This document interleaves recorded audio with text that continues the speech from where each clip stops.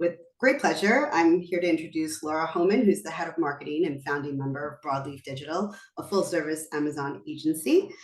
She's going to take you into this 101 insights on listing, selling, and succeeding on the platform. So without further ado, I'm going to pass it over to Laura.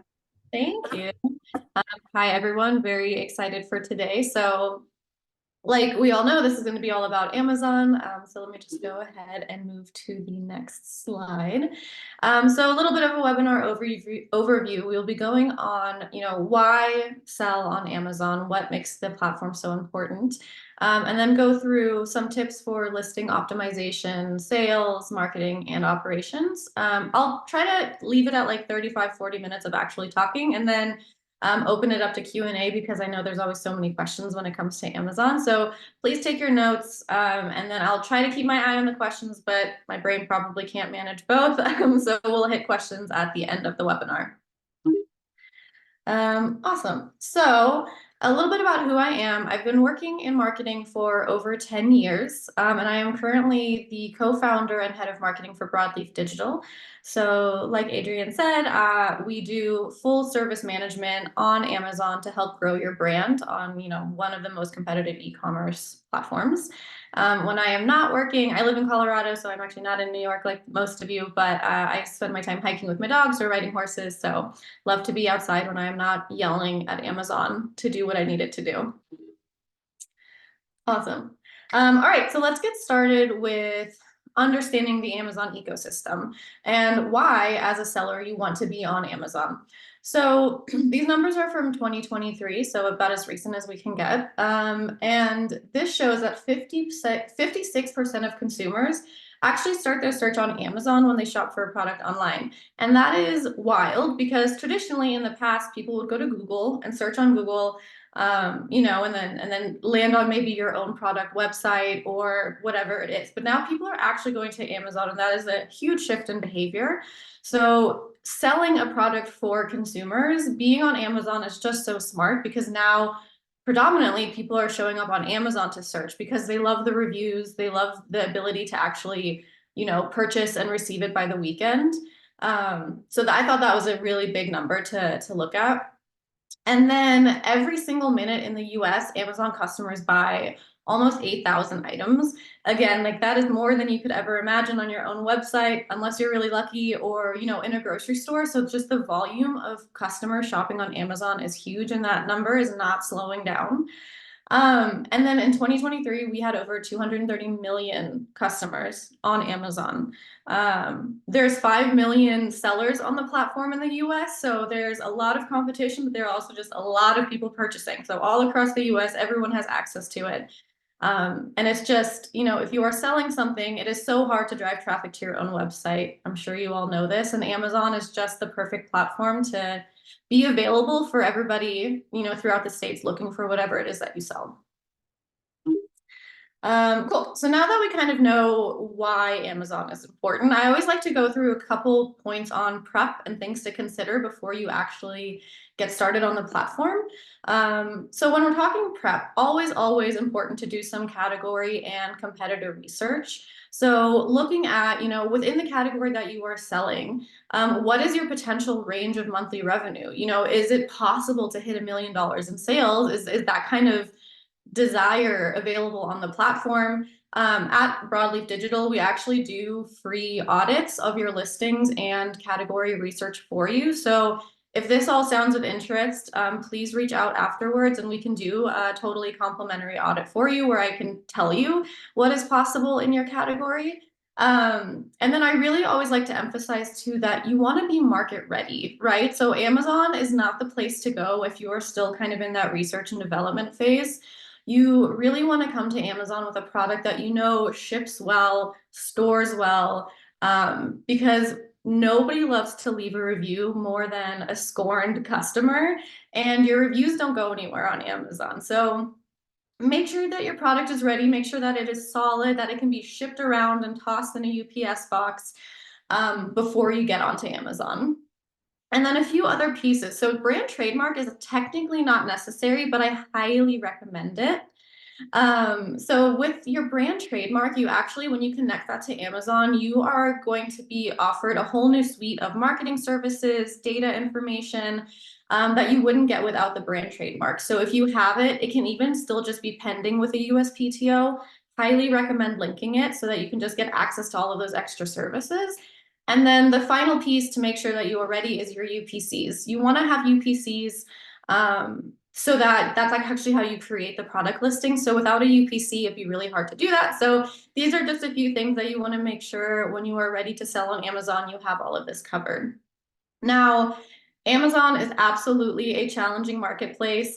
Even though I know it like the back of my hand, I would be lying if I said that it doesn't frustrate me and drive me crazy. So with that, there are definitely some challenges to keep in mind. One, it is definitely an evolving platform. So every single year there are new fees, there are, new programs, or they take away programs, or they change requirements. So when you're selling on Amazon, you definitely can't just create a listing and then walk away and hope that it's doing what it needs to do. You kind of have to be managing that and keeping your eye on it pretty frequently. And maybe like looking at your COGS spreadsheet and making sure that as fees change, your margins are still healthy. So that's one thing you have to be in mind, is that you always have to be aware of what Amazon is doing. And they love to be secretive until they announce big fees or big changes. So you got to stay in the loop there. Another challenge with Amazon is that it does require time. I think there's a little bit of this conception for people that you can join Amazon, create your listing, and then, within a month you're selling and it's profitable and it's going wild. And as much as we all want that, Amazon does take time. So, like I had mentioned, there are 5 million sellers in the US, which means when you start selling on Amazon, you are working through, hundreds of thousands of sellers in your category to try to be the number one. So I always like to say, it takes time. The first 3 months are slow. The first 6 months might be kind of slow. And then if we look at all these things that I'll be talking about in this presentation, like when you're doing all the important steps, that's when you can start to see month over month some solid growth. And then the last challenge on the platform really is if you are a fragile product, or you have glass, or if you're meltable. So Amazon does not guarantee temperature control, or it could be sitting in a truck. So if you have, let's say, chocolate or gummy, something that can melt, you have to kind of adjust how you work with Amazon. Now, none of these exclude you from selling on Amazon, but there are always just a few extra operation steps to take into consideration. Again, if you guys reach out and have questions, I can talk about these afterwards also. So if you're one of these kinds of products, I'm happy to share kind of some best steps there. But those are some challenges to think of on Amazon. It is an incredibly important platform when it comes to e-commerce, but it is also not without its challenges. So now that we know a little bit more about Amazon, let's start to look at creating an effective Amazon listing. Now, your Amazon listing is like the bread and butter of your success there, right? Without a good listing, nothing else is going to work. So I wanted to share some essential elements that make a successful Amazon listing. The screenshot here is actually of one of our clients. They make like a premium organic birdseed. And so all of these pieces here that I'm going to talk about are relevant to this listing and are a really great example. The first one is your visual assets. I cannot overemphasize the importance of really high quality professional visual assets. My personal, my like ideal setup for images is that you have at least 7 images. So I always say, make sure you have 7. The first one, you want to have your image on a plain white background. That is a requirement. You can't change that. And this is a really great time to actually have product rendering or digital rendering images, because they are crisp and they are clear. And if you have variations like flavors or colors, they're consistent with every single variation. So the first image, always try to make that as sharp as possible, because that first image is what you're competing against with everybody else in your category or in your important keywords. After that, and this is a huge one, you guys, is infographics. So often when I am looking at a listing that needs to be optimized, it'll be an image of the front, an image of the back of the product, the side of the product, the bottom of the product. And maybe that's important for some people, but for most shoppers, that is not what they need to see, right? Like, we don't need a 360 view. We want to learn what makes the product special. We want to learn some use cases. We want to learn what makes the brand special. And so with these infographics, all the other images that you have on Amazon can be infographics. So if you have beautiful lifestyle imagery or beautiful product photography, put text on it. Really, you're taking the all the information about the item and the brand, and you're moving it into a visually displayed way. And data shows, time and time again that people are visually forward shoppers. So this is really the way that you can share your information and also make it visually appealing. Last note on your visual assets is video. So you can always upload a video. And I do want to make a note here. I know video is very intimidating because usually comes with a high budget to actually produce video. But what's great with Amazon is that you don't need to do a fancy production video to have up here. You can very easily do something like UGC or even a TikTok style video of somebody using your product, speaking to the benefit. It could be the founder, it could be somebody on your team. It does not have to be fancy. As we've been seeing with TikTok and social media trends, people love real-time reviews over, overproduced, super selly type of videos and images. So you can get really real and simple on your videos. You can use those for ads and to have in your actual listings. So after your visual assets, we want to talk about keyword-rich copy. And you really want to approach Amazon very similar to how you do your own website, right? We know that keywords are important, especially the main ones for your product. But I want to make a big note that you don't want to write it like an AI robot. So I love ChatGPT. I use it often. But when you tell ChatGPT to make bullet points or a title for Amazon, it sounds like a robot is writing it. And I know you guys know this, but we want to write for humans. So when you take your important keyword copy, make sure that it is in your brand tone and voice so that people can really get a good understanding about who you are while also keeping those important keywords in there. Now you can see actually in the screenshot that title is pretty built out, right? So you can use 200 characters in your title, and I recommend it. So there's a lot of unoptimized listings that might just say they have like 3 words on what the product is, and that is it. That is prime real estate for your important keywords. So make sure you're utilizing all of your character count, or else you're leaving stuff, for some other competitor to scoop up. After that is brand registry. So this is what I was talking about with that trademark registration that you can link to Amazon. So there's something called A+ content and a branded storefront on Amazon. And these are both really amazing spots to build out your brand, build brand awareness, and again, speak to like the emotional why of why people should be buying your product, what makes you better, what makes you different. A+ content and the branded storefront, again, are not necessary to have, but are so helpful in increasing conversion and just really building out your brand. Amazon pretty much gives you the ability to create a mini version of your own website on Amazon. So it would be silly to not use that when you can. And then the last tip for me, and this is really a personal one that just it gives me the ick when I don't see it done right, is really well organized parent-child variations. So parent-child variations on Amazon are like bundling together all of your flavor variations or sizes or whatever it is into a neat category or into a neat bucket, essentially. So in the screenshot here, you can see they have 5 different birdseed blends. Those are their variations. So let's say you, as a brand, you have potato chips and you have 5 different flavors, but they're all standalone listings. People might never know that you have the other flavors because it doesn't show on this listing page. So when you properly put together your parent-child variations, it immediately makes it so much easier for people to shop between flavors, to learn about new flavors that you have. And also the real nice added perk is that if you have one that is a #1 seller, maybe it's selling 5 to 1 of your other variations, when they're bundled together like this, all of your lower performing SKUs will actually kind of get that boost from the bigger seller that they are bundled with. So always recommend bundling together your parent-child variations so that it is easy to shop. You get that little boost on the other listings. And it just makes for a much nicer, more organized shopping experience for customers.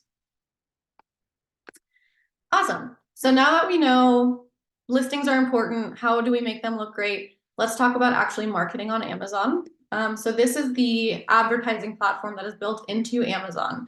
Let's talk about why it is important to advertise on Amazon. So Amazon is very much pay to play. And what that means is Amazon advertising is really key to your growth on the platform. Um, Amazon more and more throughout the years favors sponsored ads. So this screenshot here is I searched for organic face moisturizer and there were actually missing one part of it, but there are 5 sponsored listings that show before you actually see an organic listing. So that shows that most people are going to be looking at the top of the screen, right? We know through Google SEO and through Amazon, people don't really like to go page after page. They look at the first page, and if you're at the top of the page, you're the winner. So with Amazon, they really favor the PPC aspect of the platform, which means that you want to be able to be at the front of the list. And so you have to utilize the advertising for that. Now, again, studies have shown how much, and I have seen also with all of the brands that I work with, how much your PPC campaigns impact your organic growth as well and your important keywords. So let's say with this example here, that organic face moisturizer, that is, what your product is, but you're not advertising at all. You will be at the bottom of your sales rank and it will take forever to grow in that sales rank. But now if you start advertising on that keyword, you're going to start jumping the list. So it's the easiest way to jump the line, get right to the front. Amazon starts to see that, oh, okay, this product converts well on organic face moisturizer. So your organic growth will actually just completely go so much faster than if you were doing it without advertising. So the two go hand in hand. It's really hard to have growth on Amazon without advertising, unfortunately. But the biggest perk of Amazon advertising is that the intent for shoppers to purchase is already there. So on Google, a lot of the time you're talking about the funnel, right? Like they're top of the funnel, they're doing research. But on Amazon, they're doing research and they are ready to buy. So that's really nice because your return on ad spend on Amazon is generally the easiest one to get a positive return on, in my opinion. Easier than Google and absolutely easier than Meta. Don't even get me started on Meta advertising, but it is just so much easier. And so that is why when you get started selling on Amazon, I always recommend have a budget set aside, a monthly budget that will also go towards advertising so that you can skip that line and get right to the front with your sales ranking. But there are some important points to note here, right? So when you're advertising, you have to make sure your listings are optimized first. So everything that we talked about in the previous slide, we need to make sure that we have that ready to go. I like to think of it as like, let's say you are throwing a party at your house and you put together a nice invite and you invite people, and then everyone shows up and there's like no music and no snacks and no drinks, and it's just really awkward and quiet. That is the same thing as if you created this ad campaign. It shows up at the top of the Amazon search page and people click on it, and then your listing is dead. It doesn't have a lot of good information. It doesn't have good reviews. They're going to bounce, they're going to leave, and they're going to click on somebody else. So that is why it's so important. Like if your advertising is not performing well, first thing to do is to look at what your listing looks like and can that be improved upon. Next is also making sure that you have some reviews on your page. Now, we all know that reviews are the currency of success on Amazon, and they are so important. And there's a few ways that you can build them. Years ago, especially during the COVID time, Amazon really cracked down on gathering fake reviews. So you do have to be very mindful of how you gather your reviews. But there's a few things that you can do. So one is actually called the Vine Review Program. Again, this is only available if you have that brand registry with your trademark. So, another reason why you want to get that brand registry. And when you have the Vine Review Program, you can submit 30 units. It costs $200. You submit 30 units and they go to a group of Vine reviewers and they try your product and they leave an honest review. Now, honest review is key. So if you have a product that is maybe difficult to understand, or you have a product that is maybe not very palatable for a lot of, like for the general public, maybe Vine isn't great because these are random people. But other than that, use it. Sasha, I see your question. No, you cannot do Vine if you are FBM. And so I'll be talking about FBA versus FBM benefits in a few slides here. But Vine is definitely one of the perks of having brand registry and being FBA. Now, friends and family are a great way to go also because we don't need hundreds of reviews. Like if we can get to 30, that is a really great start. And so with friends and family, I know all of you have people that owe you favors, right? So a little bit of friendly blackmail to your family of being like, hey, you owe me. Please like support my business. I just got started on Amazon. Like would love to have you purchase it and then leave a review. Now is the time to call in the favors. So definitely reach out to friends and family. And then if you already have loyal customers, let's say you already have a really great newsletter list, reaching out to your loyal customers is great. So everybody loves a little deal. So my suggestion is always create a promo code, put together a newsletter blast that says, we just launched on Amazon. Here's a discount code so that you can purchase. And then follow up of, a week, 2 weeks later and say, if you purchased, it would really mean a lot to us if you left a review, and then share the link with them so that they can leave a review. So those are 3 things that I say always do. The more reviews, the better. And obviously friends and family and loyal customers, you know that they're going to have your back and they're going to leave you good reviews. So that's always so important.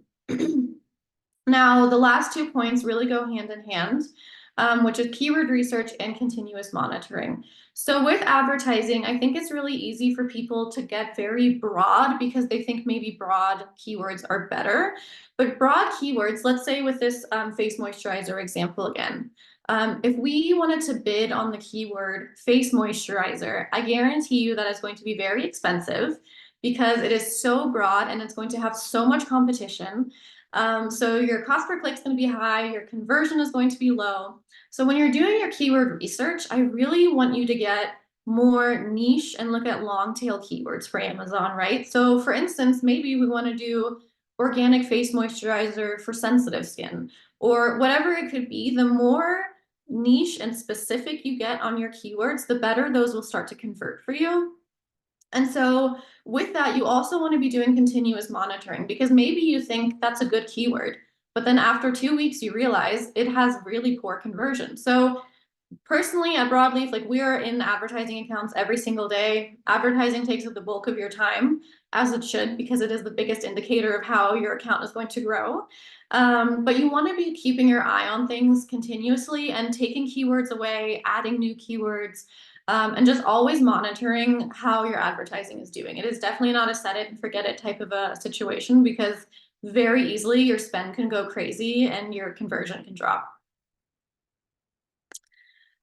All right, so moving on to sales strategies. So here are some tips that I like to utilize and talk about when it comes to actually selling on Amazon. So the first one is going to be pricing. Amazon is absolutely price sensitive. People are price sensitive, especially nowadays with inflation and cost of goods going up. So when you are launching on Amazon though, my recommendation is to always look at who are your top competitors on the platform. Like who are you trying to beat? Look at their pricing and set yourself slightly below that price for the first few months. This will really help while you don't have a lot of reviews, incentivizing people to still try the product, even though it's new, it has a really good price, right? And then what's nice with Amazon is that you can slowly wiggle your price back up. So with retail, sometimes your price is just kind of stuck at what it is. But on Amazon, you can get really flexible with your pricing and you can kind of explore what works best for you, like find the best price for margins and for conversion. So definitely play around with pricing, but start low. And that might mean that you're starting at a loss for the first few months. And I know that hurts, but again, it really helps with like the long-term strategy on Amazon. So just trust me and I'll show you an example here in just a second. And the other one is promos and coupons. Amazon has a ton of promos and coupons that you can use, different styles, social media codes, normal coupons, Prime Lightning deals, but lean into those. So the benefit of doing promos is that you help boost your sales rank. So it gives you a little bit of a boost in your ranking, and then it usually maintains that way as long as you don't run out of stock or something like that. And so I always say treat Amazon the same way that you would, a brick and mortar retailer or your own website, where maybe once a quarter you're running some sort of an incentive for new people to try the product, for loyal customers to stock up. So always lean into doing occasional discounts. You don't want to always be on sale. Obviously, we don't want to cheapen your brand, but definitely doing that occasionally will help boost your overall progress. The next one is utilizing PPC, which is advertising. We just talked in length about that, but again, just emphasizing that you cannot really sell successfully on Amazon without also advertising on Amazon. So just a big note on that. Next is telling your brand story. So I know we talked about the branded storefront and the enhanced brand content and like speaking in your brand tone and voice, but people connect to the emotion of brands. We are emotional beings. We want to connect to what we are buying, especially nowadays. So make sure that Amazon, you treat Amazon the same way you do your website and any other presence that you have. Like really pour your brand into it and make it so that people understand why they should purchase from you and who you are. Next one is package inserts, which I am a huge fan of. And I actually have an example here. I don't know if y'all will be able to see it right, but this is from a brand called Zoom. I don't know them. I don't work for them, but I love them. So pass that on if you know them. And they have this package insert that came in their Amazon order that I ordered, which shows, it has a little bit about the brand. And then when you look on the inside, it has some recipes and recipes using products that I didn't purchase on my first purchase, right? So now I'm like, ooh, I want to make this dressing. I need to buy this product that they have. And then on the back, they actually have a coupon that you can use for your next purchase. And they talk about how they're on the subscribe and save program. This is an amazing use of a package insert. And so other things that you can do on package inserts is you can be like, hey, we're a small business. We really appreciate your support. Please leave a review. Or like you can have a QR code that takes them to your Instagram if you do a lot of work there. Can you do package inserts if using FBA? So yes, there is a note on package inserts. It depends on how your product is packed. If you have a standalone product, let's say it's a pouch or something, a package insert would be really tricky. But let's say you have to put your products inside a box or inside a poly bag, then you can do a package insert in there. The one note on package inserts is that it technically violates Amazon rules to drive to an external website or whatever it is. I see most people still do that anyways, and you can get away with it fairly easily, especially as long as your product is inside of a box or inside of, a poly bag or something like that. So yes, you can do package inserts if FBA, but if it's something that's like taped to the product, that'll get lost. It'll fall off, so I definitely wouldn't do that. Next note is customer service. So customer service is huge on Amazon. And again, really treating Amazon the same way, the same customer service you would give to anybody on your own website. You unfortunately cannot respond publicly to negative reviews anymore. That went away a long time ago. But if somebody does leave a negative review, you can actually contact them if they've opted into communication.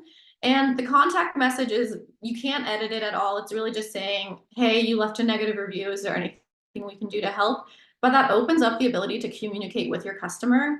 And so many times the negative review might be because the product arrived broken or it arrived late, something that probably is more Amazon's fault than your own fault. And so being able to open up that communication and talk to them and send them something, send an apology and send them a replacement does so much. And then people will update their reviews. They will become like brand fanatics because they had this amazing brand experience. So just really a point to always look at customer service on Amazon the same way you do your website. Amazon is not this big anonymous bubble. You can still give them a good experience through that platform. And then one that I've been having a lot of success with recently is actually micro influencer programs. So having been in marketing for 10 years, I have always been skeptical of influencer programs because there's just a lot of times a lot of cost that comes with it, but very questionable results usually. But with these micro influencer programs, what's great about them is that these influencers are purchasing your product on Amazon instead of your website. So Amazon sees this as a full organic purchase. Now they're getting reimbursed through the influencer program, but Amazon doesn't know that. So when they purchase and you have this big influx, you're getting a huge spike in your sales ranking, and then your sales ranking actually stays high. Now the influencers have your product, they're doing their, social influencer thing. You're getting your social benefits over there. You're getting new followers. And then about 30 to 40% of these people actually will leave a review as well. So you're getting a huge boost in your sales rank. You're getting a boost in your reviews, and then you stay high from that. So it doesn't drop down immediately afterwards. So it's like a really great way to kind of juice the platform. And then also to get the social media benefits as well. Now, My biggest tip for selling on Amazon, and I know you guys are going to roll your eyes and hate me, but it really is patience. So patience is so important on the platform. And what we're looking at here, the screenshot on the right, that is an actual screen grab of one of our clients. These are real life numbers. Obviously, actual numbers are hidden just for privacy, but you can see last year is when we started, January, and the first half of the year was slow. They actually had a dip because they had out of stock issues. So January through June was rough. And that is what I mean when I say be patient. It takes time, but then you can see after that we had month over month growth. They actually did their influencer program towards the end of the year. And now 2024 has been like incredible over month over month over month. So it takes time, but definitely be patient. It works. And this brand specifically has done every single thing that I have outlined in my tips. So it does work, but you have to try all of the things. You have to, if this doesn't work, let's move on to here. Looking at the questions. Yeah, so the platform that my client used in this example was Stack Influence, STACK.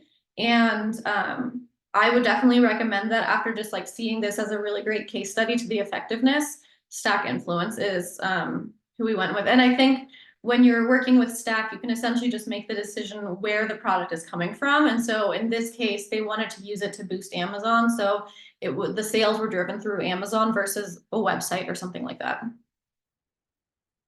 Any videos online that can teach you PPC setups? So yes, there are, let me think, there's a website where you can just take, quick courses, Udemy. Udemy, you can definitely do some PPC setup videos. Honestly, YouTube is awesome. There are so many things on YouTube. Even me, who has been doing this for so long, sometimes when a new program or a new service on Amazon comes out, I'll find a video about it on YouTube. Yep, yeah, my Amazon guy is great. So definitely look into YouTube, that's free. And then there are lots of other courses that you can take. Right on.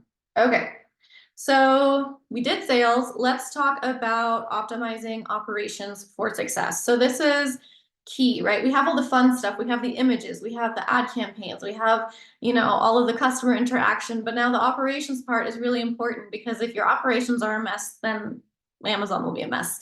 So let's start with FBA versus FBM first. So FBA means you are being fulfilled by Amazon. It means you're sending a pallet or big boxes of your product to Amazon, and then they manage all of the fulfillment. FBM means you are managing all of the fulfillment yourself. So you're still listed on Amazon, but the orders come in, and then your own team has to fulfill the orders. Now, with FBM, your margins will probably be better because you have less fees when Amazon is not taking care of the fulfillment aspect of things. However, growth with FBM is much, much slower. And a big perk of FBA is having that Prime badge. So when people come to Amazon, if you don't have Prime, they're probably going to delete you and go for somebody who does have the Prime badge so that they can get it by the weekend versus in 2 weeks. You can get an FBM Prime badge, so a seller fulfilled Prime, but Amazon is so, so strict that if you drop the ball on like 2 orders and they are delayed, then they will take that away from you. So I always say go FBA. Now, especially when you start go FBA. Go FBA because then you get to do all of the different programs that come along with it. And let's say you've been on the platform for years now and you feel like your own fulfillment team could handle this process, you can try switching to FBM. It's actually really easy to toggle back and forth between the two. So you can try FBM. Maybe it's worth it. Maybe your margins, like you're a very bulky, expensive product, and it just makes sense to be self-fulfilled. You can try it out and see what happens. But if your conversion dramatically dips, then you know that you should probably switch back to FBA. So what's really nice with Amazon, with a lot of the things that we talked about too, is that you can always try between different programs, between different fulfillment methods. So you're never stuck on one. But I generally recommend FBA 95% of the time. I will recommend FBA. Next, let's talk about managing inventory levels because one of the biggest no-nos on Amazon is running out of stock. When you run out of stock on Amazon, your your sales ranking will drop dramatically. And when that happens, and when you get your inventory back in stock, it can take months to bring it back to just where it was. And that can really, really stab you in the heart when you have been working so hard to grow your sales ranking. And then you ran out of stock and it happens, but now you have to climb back up. So managing inventory is so important when it comes to Amazon. My kind of magic number is to always have 3 months worth of sales inventory at Amazon. So you all know you have 3 months of inventory available. And then when you send into Amazon, it can take up to 6 weeks for your LTL for your pallet to get checked in at Amazon. So again, like making sure that that lead time you take into consideration. You don't want to overstock at Amazon because then you can be charged pretty hefty storage fees. And you don't want to have so little inventory that you're constantly running out of stock for a few days while you're trying to get inventory back in. So always keep an eye on your inventory levels and like make a spreadsheet. Make a spreadsheet that has a formula that says you need to send by this day based on the inventory levels you have. It will just save you a lot of headache. And I cannot, like it's very, very important to make sure you don't run out of stock. After that, so let's say we have the inventory, we got it, we're good. Making sure that your warehouse or your 3PL can actually prep the inventory properly for Amazon will also be important. There's usually extra stickering and extra labeling that is required for Amazon products. There's not a whole lot of ways you can get out of that. So making sure that whoever you are using to prep your products for Amazon knows how to do it. If you have a 3PL, I always recommend asking them if they've done inventory prep before, because if it gets messed up, you could have a whole pallet that goes to Amazon that then has to get sent back to you, which you get charged for. And, it's a mess. So making sure that you can properly pack and label your products will be important. And there's a few things that you can actually do from an operational perspective that will help reduce some of your fees also for Amazon. So being able to pack your products to help minimize shipping fees is very helpful just for shaving off some cents when it comes to the margins that you have available after all of the Amazon fees. And it also helps with damaged inventory. So the example that I want to use is a canned beverage. Most canned beverages are in a tray pack with plastic shrink wrapped around it. And if you are a brand that has a beverage product, you know how annoying it is when the pallets come in and like all of the corner products are busted open and leaking. Now, when you think about sending that kind of a pallet to Amazon, Amazon will break apart your pallet, send units all across the country to different fulfillment centers, and then the customer will purchase and it gets sent to them. So by the time it gets to a customer, there's a good chance there are dented cans or leaking product, and people will leave a negative review because that is what people love to do on the internet.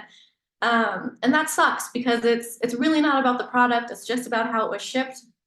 So in this example for, reducing damaged inventory for beverages, I always recommend putting that tray case into an actual shipper brown box. You can also do a branded box. You can do branded tape. So you can make it a little bit more of a fun experience. You can throw in a package insert. You can throw in some stickers. And then that way the inventory is arriving to your final customer and it is in good shape, and it just makes such a difference. A client of mine actually does a branded box and they throw in a branded sticker in there. And there are so many positive reviews speaking to how the experience feels so much more exciting than just getting like an Amazon, poly bag or an Amazon box that's 3 times the size of the product with one little poofy air bubble floating in there that's doing nothing for the product. So the better you can kind of bundle and prep your product to withstand all of the shipping and to get to the customer safely, the better. And it will probably actually help with costs because you don't have damaged products or you're packaging it in a way that helps with the shipping cost to get to Amazon. And then the final point here on operations, and this is right before we move to Q&A, is bundling to help improve your margins. So on Amazon, we all know it's expensive, right? Like I think a big reason why a lot of brands don't sell on Amazon is because the margins are so rough. So something that I always recommend doing is looking at bundling options. So instead of selling a single unit, maybe it makes more sense on Amazon to sell a 3-pack or a 2-pack or a variety pack, whatever it is. Look at bundling as an idea to help improve your margins. And there's something that you can use, which is the Amazon fee calculator. If you Google this, you'll be able to find it. And then all you have to do is plug in the category. So like, let's say grocery and gourmet is the category you are in, or beauty. You put in your dimensions, your weight, and your price, and then it'll show you the FBA fee breakdown so that you have a way better idea. And then you can play with the numbers. You can be like, okay, $15 doesn't make sense, but what if we sell it for $18? And you can really start to get a better idea of how bundling could help improve your margins. All right, so that is everything. We reviewed a whole lot of information. I tried to answer some questions as we went. But here's my contact information. Obviously, please reach out. Like I said, we do a free Amazon audit for you. So you can either email me or find me on LinkedIn. We also have a contact information on our own website. But I did want to open it up to Q&A. So if anybody has some questions, if there's any that I missed, throw it into the chat. And I will do my best to answer everything. Thanks, Laura. We do have a few questions. So I apologize if some of these might have been answered in real time as well, but just to recap. So from Catherine at Planet Big, do you know of any up-to-date PPC videos online to learn PPC setup and overall management? Yeah, so we touched on that just a little bit, but I really like videos. YouTube is really great. YouTube is so helpful. Udemy has some courses that you can take, and there's actually a software that I use at Broadleaf Digital that we use for all of our research, all of our optimization, called Helium 10. And if you sign up for Helium 10, they're fantastic. And they also actually have a seller academy, which has so many videos from like listing creation to PPC stuff. So Helium 10 is fantastic if you really want to start managing Amazon internally or by yourself, to also do that research and then get the knowledge as well. Thank you. The next question is, can you use Vine if you're FBM? Nope. So Vine is only if you have brand registry and your product is FBA. How can you find keywords? So keywords are the best platform, again, is going to be Helium 10. Another way, if you don't have access to Helium 10, and this is kind of a roundabout way, but we use this quite often for a little bit of keyword research, is if you create an auto campaign on Amazon advertising, you can then start to look in the search term report. And the search term report is what people are actively searching in the search bar to then get an ad for your product and click on it. So using the search term report is amazing because you actually get to see in real time what people search and what converts to a sale. And then you can pull those search terms out of that auto campaign and plug it into a manual match campaign, and then also add those keywords to your listing copy. So that's a really great way to do it if you don't want to sign up for a software that pulls keywords for you. How accurate is the 500 sold in the last month note on the product pages? Can you use to gauge sales potential for your brand? Yes, yeah, so that's pretty accurate actually. It is a little bit off sometimes. So again, Helium 10 is really good at pulling those very specific sales numbers. I use Helium 10 to be like, your competitor just did 65,000 in the last 30 days versus, this 500 sold in the last month. But I would say it's fairly accurate, especially again, if you don't have access to any software to use, you can definitely use that to gauge sales potential for your brand. Yeah. What size does a business have to get to in order to make a profit after all this investment? So that really depends on a lot of different pieces. There's not necessarily a specific size. It really is more about how your margins are on Amazon. So, what are your cost of goods? And then how much money do you have to make a profit after you sell it on Amazon? So that is totally dependent on the product that you have. You can definitely reach out to us and we can look at that together. And I can help you get a better understanding of the fees that your product specifically would have on Amazon. Do the price of the products have to be the same on your website as on Amazon, or will you get in trouble? So traditionally, yes, it's always best to try to price it the same. But now more than ever, what's important actually is that your prices are similar. If you're listing on Walmart or, other big e-commerce platforms like that, is that your prices are similar there. A lot of people have to actually increase their pricing to be able to keep up with all of the extra fees on Amazon. So it's not uncommon these days for prices to be a little bit different on Amazon. How do we do a pilot model? Can you expand on what you mean by that? Himanshu, would you like to unmute yourself? Yes. Hi. Yes. Hi. Thank you. Great Yeah. presentation. Pilot model. What I mean by that, if I want to test launching a new product and just do a pilot and see how the response is versus going all out, Mhm. and that was my question. Okay. Yeah. So, I mean, creating new listings on Amazon is really easy, right? So, this does kind of speak to what I said in the beginning of making sure that your product is market ready. So, you do need to make sure that your product is, solid and ready to go, and that you have a UPC on that. But then there's no minimum amount of inventory that you need to send to Amazon. So, let's say you want to just send in 50 units to see how they perform, you can do that. And then you can decide, oh, like these are having great, like people have great reception to this, they really enjoy it. Then you can send in more inventory. Or let's say it doesn't make sense, then you just delete the listing and you go from there. Amazon charges you for a monthly fee on your account, which is $39.99. There's no limit to your catalog size. So you can do as many or as little listings as you want. Any idea whether or how often chefs purchase off of Amazon, as in for their own consumption rather for the restaurant? That's pretty specific. So I couldn't say off the top of my head, but there are a lot of businesses that have Amazon business accounts to purchase things like that. Where what you as a seller, let's say you're selling a chef coat, and then you can actually create a business pricing versus an everyday, customer pricing, so that you can try to incentivize like these bigger bulk business purchases over, a normal consumer. And again, also on that note, that is something that you can really dig into some data on, but it would be hard for me to say off the top of my head.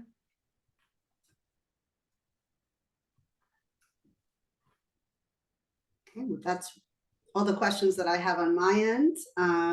Is there anyone else that has a question they'd like to ask? You're welcome to drop it in the chat or unmute yourself. I do. Okay. Yeah. Quick question about the social media. I will call it social media inside Amazon, where you can do postings. Is it for you, or your consideration is important or not? So yes, I do think, let's say you already have a calendar for social media, Instagram, or posting on Facebook. I think it would be silly to not also then take that same image and use it for posting on Amazon.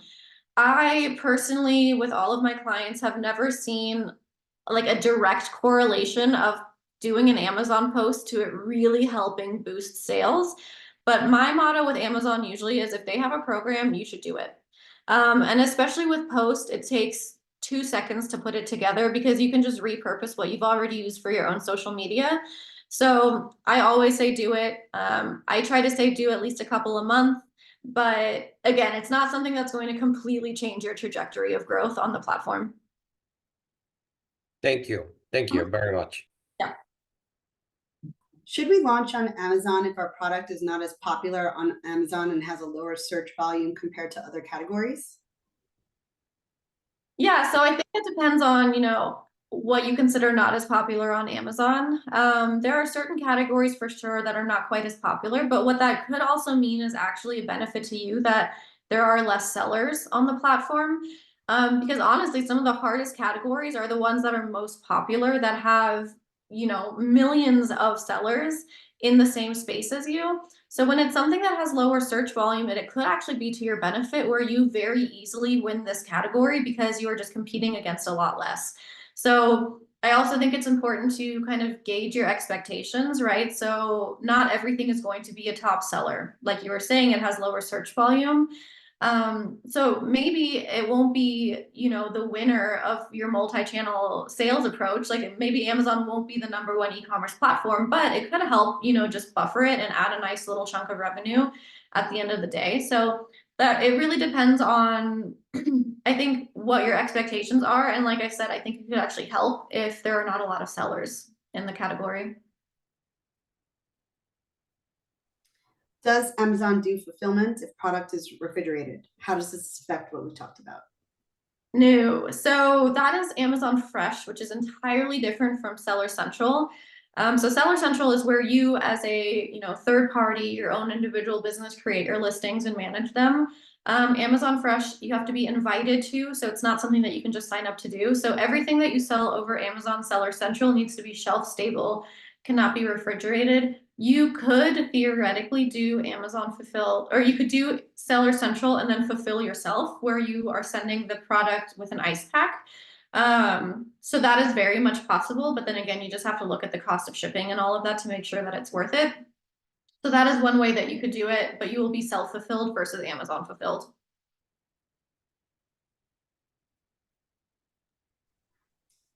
All caught up with questions on my end. Does anyone else have anything else they'd like to ask?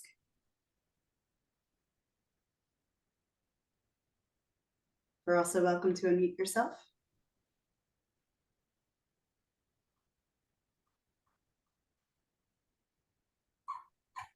Laura, you're just so thorough. I know, right? No questions, my goodness. I do just want to say again, please reach out. I'm happy to answer questions if they pop up. I'm very much a processor, so I'll like hear a bunch of information, and then as I'm trying to fall asleep, I'm like, but what about this? So if that is you, please like reach out. What would the complimentary audit entail? So complimentary audit, so it's two pieces.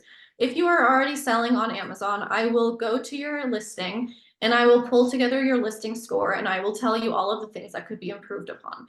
So again, that's really nice. It's free, so you don't ever have to use our services after that if you just want to know how you can improve upon your listing, and I will tell you. And then the other piece of that audit will actually be a category research analysis. So I will look at what your product is and I will pull all of the other sellers in that category, and I will tell you, this is the average price of sellers in this, like selling this item, and this is what the top 5 sellers are doing in monthly revenue, and this is what the bottom 5 are doing in monthly revenue. So you get a way better idea of what your potential is. And you can also start to see what your competitors are doing, and maybe do a little bit of planning around how you can make your product better and have a better offer.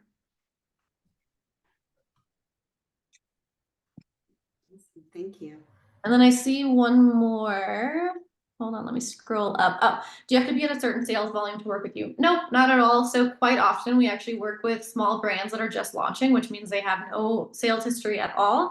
So you do not have to have a certain sales volume. The one thing I always say, and like I really emphasized when we were talking about advertising, is that you want to make sure you have some money to spend on advertising. So when it comes to budgeting for this, obviously Broadleaf has a management fee, which is like very dependent on the kind of catalog that you have. Again, reach out and we can talk about like what that would be. But then outside of that, you also want to have a little bit of a budget set aside for advertising. So you do not have to have a certain sales volume at all. I have had clients start with us that have $500 to spend a month on advertising. And that's fine. And then what we do is we start low, and every single month as we get some growth, we increase your advertising spend a little bit so that your organic spend or your organic sales also kind of match that. So you're always building a little by little versus, having to come in. There are some agencies that have you come in and you have to spend at least $10,000 a month or something. That is certainly not the case here. And that's also just not feasible for a lot of people. So very flexible there. You don't have to be any certain type of business.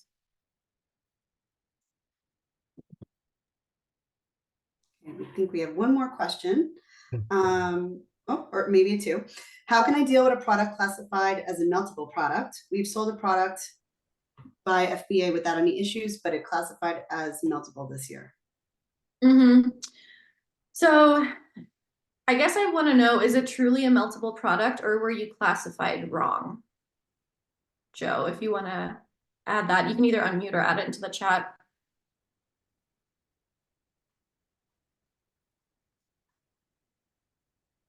It's a gummy. Okay, so you can try to essentially change, you can argue Amazon and you can ask for them to retract that, and you can provide evidence. So one thing that you can do is you could provide lab results that shows that your product is stable to a certain degree. So if you have that, it might be worth getting it. You can try changing the category that you are in. So maybe you're a gummy vitamin and you change from being listed as a gummy vitamin to being just a vitamin. And then obviously in your listing copy, it still says gummy. So there's a few things you can do, but at the end of the day, if you truly are a meltable product, then what you will need to do is have two versions of your listing. One is the FBA and one is an FBM listing. And when it comes to that meltable time frame, you switch to your FBM listing and you self-fulfill. And then once you get, I believe it's to October, then you turn back on your FBA listing and move back. So it depends on if it, is really gummy meltable, but something that really helps is if you can show that your product is stable up to a certain degree. Can you please remind everyone where to add social tags on Amazon? So I think you're talking about the social posts. Sorry if I'm wrong here, but if you're talking about the social posts, that's where you will go to the Amazon storefront actually. And then when you're in your Amazon storefront, you can also see Amazon posts, and that is where you do that. What is the minimum we should spend on ads to see any results or learn? I would say definitely do not try to spend less than $500. You are just not going to see a whole lot of data. So, at minimum, set yourself up for $500. Something that I like to do to start, especially when it's a new brand that doesn't have a lot of information on, like maybe what works and what doesn't work, is I'll set up an auto campaign for $15 a day and watch that for 2 weeks. If you don't have a whole lot of data, 3-4 weeks, but give it a few weeks for sure. So a couple days will not show you enough.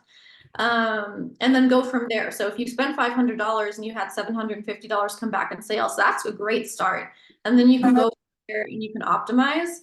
If you spend $500 and you had $100 come back in sales, then you kind of need to go back to the drawing board and see, like, why was it not converting? Are my keywords correct? Is my price too high? You have to do a lot of working there, but I would say start with 500. And we have a follow-up question from Oscar.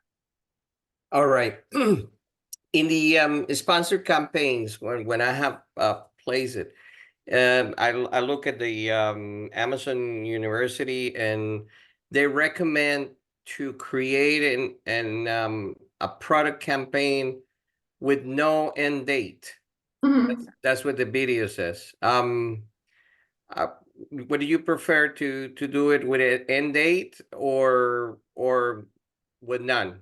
I never set an end date. The only time I set an end date, let's say, is we have a special campaign for, Black Friday, Cyber Monday, where it has to end. But generally, I always keep it open. And then I just really make sure I look at what is the daily budget that I set for that. And within your campaigns, you can actually set if your campaigns are allowed to spend a certain amount more. So just making sure that you don't have, like, you can spend 200% extra, because then your $15 a day will turn into a whole lot more. But I always say keep that date open, and then you can just pause the campaign if you need to turn it off. All right. Very good. Thank you. Thank you. Yeah, for sure. Okay, a couple more questions actually here. So we talked about minimums. Can we create a campaign for a week budget and not a daily budget? No, so it'll either let you set a lifetime budget, which is what you would do if you created an end date, or you just set a daily budget with an open campaign. So again, I always favor daily budgets. So let's say you know your weekly budget, then you can just divide that by 7 and go from there. And then how do we sign up for a free consult? Is there a link you can share? So if you actually just write me an email, laura@broadleafdigital.com, tell me a little bit about your brand, and then we can just jump on a quick call so that I can learn a little bit more about your brand, and then I'll put something together for you. So if you just shoot me an email, that's the best way to do it. And I think, yeah, that's the last one. And right on time. Look at that. Well, thank you so much, Laura, for all of your insight here. Truly valuable, and I definitely learned a lot. Thank you again, and we look forward to having you back.